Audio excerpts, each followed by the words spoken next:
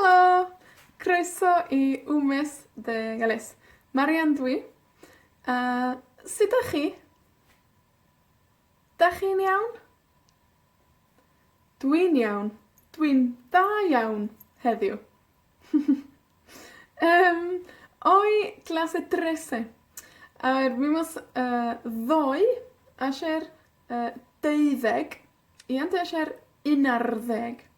Bueno, los números desde 13 y 20 siguen una forma más lógica. 13 en Gymraeg ydy 13. 13. Un 10 y 3. Yeah, 13. ¿A chi? 13. Y así podemos ir hasta 20. Pedwar. 14. Yeah, 14. 15. 15. 16. 17. 18. 19 i 20. 20. 20. 2 10. Ok. Voy a contar ahora un poquito sobre mi hermano, una amiga y mis padres. Para que ustedes puedan ver cuánto ya saben de galés. ¿Ok? Entonces, currando. Escuchen, currando. Ok. Mi hermano Stefan. Mae Stefan yn licio pêl-droed. Mae o'n bwyta cig a mae o'n gyrru Fiat. Mae o'n licio gwylio Netflix a mae o'n astudio. Rŵan, mae o'n byw adra. Mae o'n byw efo dad a mam. Mae Stefan isio mynd i'r ariannin. Mae o isio mynd i'r gym. Okay.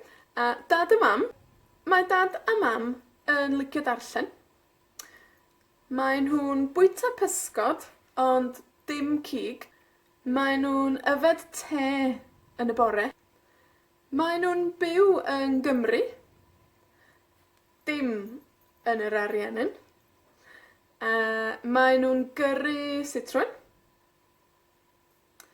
Mae nhw'n gyrru i'r dre i siopa dydd Gwener. Okay. Una amiga mia, Susanna. Mae Susanna yn byw yn Sbaen.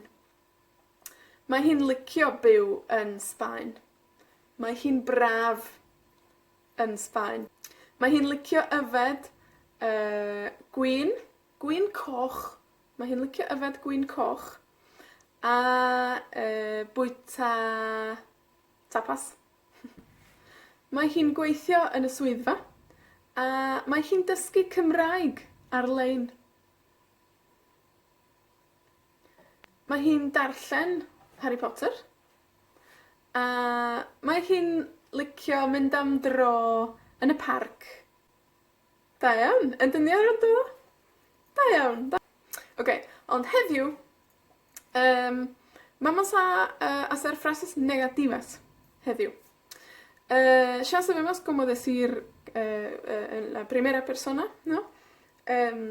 Por ejemplo, dwi ddim. Yeah, dwi ddim. Dwi ddim yn gweithio yn y swyddfa. Dwi ddim yn gyrru yn Trelew. Dwi ddim yn licio glanhau. Y también sabemos cómo decir nosotros. Da ni ddim. Marcelo? Da ni ddim yn licio tennis. Da ni ddim yn gweithio yn y swyddfa. Da ni ddim yn bwyta pasta, por ejemplo. Yeah? Okay. Okay. Para hacer una frase negativa sobre él o ella, bueno, él primero, es muy diferente. Empieza con dydi. Dydi. Dydi. Achi? Dydi. Ie? Dydy o ddim. Dydy o ddim. Dydy o ddim. A chi? Dydy o ddim. Okay, so el no va. Dydy o ddim yn mynd. Dydy o ddim yn mynd. A chi? Dydy o ddim yn mynd. No trabaja. Dydy o ddim yn gweithio. Dydy o ddim yn gweithio. No juega el rugby. Dydy o ddim yn chwarae rygbi. Dydy o ddim yn chwarae rygbi. No juega al fútbol. Dydy o ddim yn chwarae pêl-droed. Ella.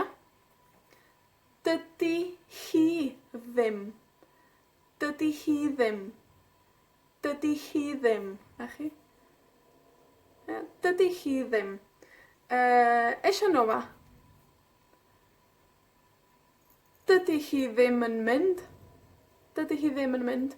Ella no trabaja. Dydy hi ddim yn gweithio. Dydy hi ddim yn gweithio. Ella no juega al rugby. Dydy hi ddim yn chwarae rygbi. Ella no juega fútbol. Dydy hi ddim yn chwarae pêl-droed. Okay.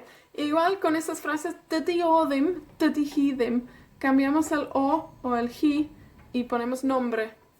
Por ejemplo, Roberto. Dydy Roberto ddim yn mynd o yn i verbo. Yeah? Por ejemplo, Roberto no va. Dydy Roberto ddim yn mynd. Yeah? Dydy Roberto ddim yn mynd. Maria. Maria no va. Dydy Maria ddim yn mynd. Y después tenemos ellos. Para hacer una frase negativa. Ellos no están o ellos no hacen algo. Es igual como él o ella, dydy, pero con esa N. Dydyn.